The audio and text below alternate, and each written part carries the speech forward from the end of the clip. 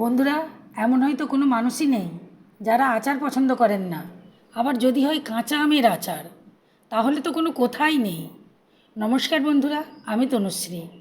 বন্ধুরা, আজকে আমি নিয়ে এসেছি জিভে জল আনার মতো কাঁচা আমের ঝুরি আচার, যেটা তৈরি করা সবথেকে সহজ আর স্বাদে তো কোনো কথাই নেই। আশা করি আজকের আচারের রেসিপি আপনাদের খুবই ভালো লাগবে। তাই বন্ধুরা, স্কিপ না করে পুরো ভিডিওটা দেখার অনুরোধ রইল। বন্ধুরা, কাঁচা আমের ঝুরি আচার বানানোর জন্য এখানে আমি কাঁচা আম নিয়ে নিয়েছি 1 কিলো। বাজারে এখন প্রচুর কাঁচা আম পাওয়া যাচ্ছে। আমাদের পরিবারের সদস্য কম, তাই আমি এখানে 1 কিলো আম নিয়ে ঝুরি আচার বানাচ্ছি। আপনারা এর থেকে বেশি বানাতে পারেন, কারণ কাঁচা আমের এই ঝুরি আচার আপনারা বছর জুড়ে সংরক্ষণ করতে পারবেন। এই আচার খেতে এতই দুর্দান্ত লাগে যে আপনারা যদি কম করে বানান তাহলে কয়েকদিনের মধ্যেই শেষ হয়ে যাবে। আমগুলাকে জলে ভালো করে ধুয়ে নিচ্ছি। এর গায়ে যে ধুলোবালি লেগে আছে সেগুলি চলে যাবে। এইভাবে আমি সব আমগুলোকেই ধুয়ে নিয়েছি। এবার আমি একটা শুকনো কাপড় নিয়েছি, আমের গায়ে যে জল লেগে আছে সেগুলো মুছে নিচ্ছি। বন্ধুরা, যেহেতু এটা আমি বছর জুড়ে সংরক্ষণ করব, তাই জন্য জলটাকে ভালো করে মুছে নিতে হবে। এর মধ্যে একটু জল থাকলে চলবে না, তাহলে আচারটা খারাপ হয়ে যেতে পারে। সব আমগুলিকে ভালোভাবে মুছে নিয়েছি। এবার একটা আমি ছুরি নিয়েছি, আমের বোকাটাকে কেটে বাদ দিয়ে দিচ্ছি। আর নিয়েছি একটা গ্রেটার, আমি গ্রেটারের সরু দিকটা দিয়ে আমটাকে গ্রেট করে নিচ্ছি।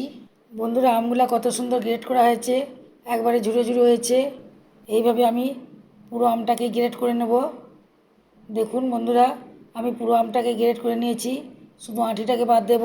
দেখুন আমার একটা আম দিয়ে কতটা ঝুড়ি বেরিয়েছে। আপনাদেরকে আরেকটা পদ্ধতি দেখাচ্ছি। এবারে আমি বটির সাহায্যে আমটাকে কেটে দেখাবো। মুখটা আমি কেটে বাদ দিয়ে দিচ্ছি আর সরু সরু করে কেটে নিচ্ছি।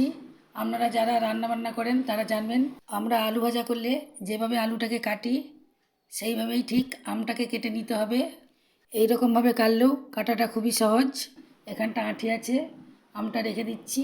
এইটা দেখুন আমি খুব সরু সরু করে কেটে নিচ্ছি। যেভাবে আলু ভাজার জন্য ছোট ছোট সরু সরু ঝুড়ি ঝুড়ি করে কাটে, সেই রকম আমি সরু সরু করে কাটছি। ঠিক এই রকমভাবে কাটতে হবে। আমি আমের আরেক দিকটাও কেটে নিচ্ছি। বন্ধুরা, আমি দুটো পদ্ধতি আপনাদেরকে দেখালাম। আপনারা যদি খুব সরু সরু করতে চান তাহলে গ্রেটারের সাহায্যে করে নেবেন, নইলে বটির সাহায্যে এইভাবে আলু ভাজার মতো কেটে নেবেন। বন্ধুরা, আমি আমের সাইডটাও বাদ দেবো না, এইভাবে সরু সরু করে আমের সাইডটাকেও আমি কেটে নিচ্ছি।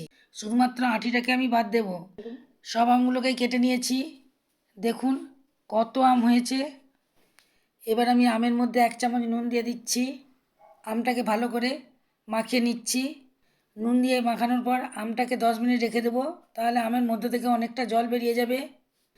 এবার আমি কিছু মশলা নিয়ে নিয়েছি 1 চামচ মেথি, 1 চামচ গোলমরিচ। মেথি আর গোলমরিচ একটু কম নিতে হবে। নিয়েছি 2 চামচ মৌরি, 2 চামচ গোটা জিরা, 2 চামচ ধনিয়া আর কয়েকটা লঙ্কা, আর নিয়েছি 2 চামচ কালো জিরা। আমি একটা তাওয়া বসিয়েছি। প্রথমে লঙ্কাটাকে ভেজে নিতে হবে। লঙ্কার বোকাটাকে ফেলে দিচ্ছি। লঙ্কাটাকে 2 টুকরো করে প্যানের মধ্যে দিয়ে দিচ্ছি। লঙ্কাটাকে একটু ভেজে নেব। দেখুন বন্ধুরা, লঙ্কাটা একটু ভাজা হয়ে গেছে। এবার আমি মশলাগুলো এর মধ্যে দিয়ে দিচ্ছি। মশলাটাকেও আমি হালকা ভেজে নিচ্ছি। মশলাটা হালকা ভাজা হয়ে গেলে এবার দিয়ে দিচ্ছি সর্ষে। এখানে খুব বেশি ভাজবো না। সর্ষেটা যখন ফটফট করে ফাটবে তখন জানবেন মশলাগুলো ভাজা হয়ে গেছে। দেখুন বন্ধুরা, মশলাগুলো ভাজা হয়ে গেছে। এবার এটাকে একটা জায়গার মধ্যে নামিয়ে রাখছি। এটা ঠান্ডা করার পর এটাকে গুঁড়িয়ে নেব। ঠান্ডা হওয়ার পর আমি মশলাগুলি মিক্সিং জারের মধ্যে দিয়ে দিচ্ছি। এবার এটাকে আমি গুঁড়িয়ে নিচ্ছি। দেখুন গুঁড়ানো হয়ে গেছে, খুব মিহি গুঁড়াইনি, একটু দানা দানা রয়েছে। 10 মিনিট পর আমি আমটাকে দেখাচ্ছি। দেখুন আমের মধ্যে থেকে কতটা জল বেরিয়েছে। এবার আমি একটা সুতির কাপড় নিয়েছি, আমটাকে এর মধ্যে ছেঁকে নেব। এই জন্য আমটাকে আমি ঢেলে দিচ্ছি। কাপড়টাকে এইভাবে নিকড়ে নিচ্ছি। দেখুন কত জল বেরোচ্ছে। যেহেতু আমটাকে আমি সারা বছর সংরক্ষণ করব, তাই জন্য এটাকে নুন মাখিয়ে রেখেছিলাম। নুন মাখিয়ে রাখার ফলে এ থেকে প্রচুর জল বেরাচ্ছে, আপনারা দেখতেই পাচ্ছেন। এই জলটা থাকলে আচারটা সারা বছর ভালো থাকতো না। যতটা সম্ভব নিগড়ে আমি জলটাকে বের করে নিয়েছি। এখন আমি কাপড় থেকে আমটাকে বের করে নিচ্ছি। জলটা বেরিয়ে যাওয়ার ফলে আমটা অনেকটা কমে গেছে আর অনেকটা নরমও হয়ে গেছে। এবার দিয়ে দিচ্ছি আমি চিনি। যেহেতু আমি টক ঝাল মিষ্টি আচার বানাবো তাই এখানে চিনি দিচ্ছি। এখানে আমি 2 চামচ চিনি দিয়েছি। জলটা বেরিয়ে যাওয়ার ফলে আমের মধ্যে নুন অনেকটা কমে গেছে, তাই জন্য আমি আবারও 1 চামচ নুন দিয়ে দিচ্ছি। আর আমি যে ভাজা মশলাটা রেডি করে রেখেছিলাম সেটা এখানে দিয়ে দিচ্ছি। এখানে আমি 2 চামচ ভাজা মশলা দিচ্ছি। দিয়ে দিচ্ছি 1 চামচ কাশ্মীরি লঙ্কা গুঁড়ো। এর ফলে আচারের কালারটা খুব সুন্দর আসবে। আমের সাথে মশলাগুলোকে ভালো করে মাখিয়ে নিচ্ছি। মাখানো হয়ে গেছে। বন্ধুরা, এবার আচারের জন্য সরষের তেলটা রেডি করতে হবে। এখানে আমি 2 বাটি সরষের তেল নিয়ে নিয়েছি। বন্ধুরা, এবার দিয়ে দিচ্ছি 1 চামচ কালো জিরা। এই সময় তেলটা খুব গরম হয়নি, সামান্য গরম হয়েছে, তাই জন্য জিরাটা দেওয়ার সঙ্গে সঙ্গে হালকা বুদবুদ করছে। বন্ধুরা, এবার দিয়ে দিচ্ছি 1 চামচ হলুদ গুঁড়ো। বন্ধুরা, আপনারা আচার তৈরি করার সময় অবশ্যই সরষের তেল ব্যবহার করবেন।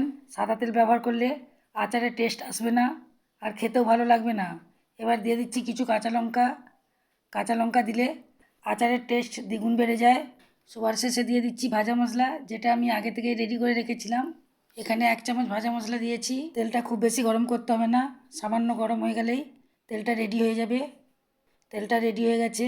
এবার এটাকে নামিয়ে ঠান্ডা করে নেব। বন্ধুরা, এবার নিয়েছি কাঁচের জার। যে কোনো আচার সংরক্ষণ করতে গেলে কাঁচের জার অবশ্যই নিতে হবে। যে আমটা আমি তৈরি করে রেখেছিলাম সেটা কাঁচের জারের মধ্যে তুলে দিচ্ছি। বন্ধুরা, আপনারা হয়তো কাঁচা আমের অনেক ধরনের আচার খেয়েছেন, কিন্তু একবার আমার মতো করে টক ঝাল মিষ্টি এই রকম কাঁচা আমের ঝুরি আচার বানিয়ে খাবেন, খেতে অপূর্ব লাগবে। উপর থেকে দিয়ে দেবো ভাজা মশলা। এখানে আমি 2 চামচ ভাজা মশলা দিচ্ছি।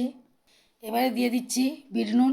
বন্ধুরা, আপনারা বিট নুন নাও দিতে পারেন, তবে বিট নুন দিলে আচারের স্বাদটা আরও ভালো লাগে। বন্ধুরা, আচারের জন্য যে তেলটা রেডি করে রেখেছিলাম সেটা ঠান্ডা হয়ে যাওয়ার পর আচারের মধ্যে দিয়ে দিচ্ছি। বন্ধুরা, এই আচার খেতে কী যে ভালো লাগে আপনাদেরকে বলে বোঝানো যাবে না, যতক্ষণ না আপনারা নিজেরা খাচ্ছেন। দেখুন, দেখতে কতটা সুন্দর হয়েছে, খুবই লোভনীয় লাগছে, তাই না বন্ধুরা? আচারটা আপনারা এখনই খেতে পারেন, তবে এখন খেলে আমটা একটু কাঁচা কাঁচা লাগবে। কিছুদিন বাদে খেলে আমটা একেবারে গলে যাবে। যদি আপনারা আচারটা খুবই তাড়াতাড়ি খেতে চান তাহলে 1 দিন 2 দিন রোদে দিয়ে দিবেন, তাহলেও আমটা গলে যাবে। খেতে খুবই ভালো লাগবে আচারটা। আপনারা বানিয়ে একবার অবশ্যই খাবেন। আশা করি আজকের কাঁচা আমের ঝুরি আচারের রেসিপিটা আপনাদেরকে ভালো লেগেছে। তাহলে লাইক দিতে ভুলবেন না, আমার চ্যানেলকে সাবস্ক্রাইব করবেন এবং বন্ধুদের মধ্যে প্রচুর শেয়ার করবেন।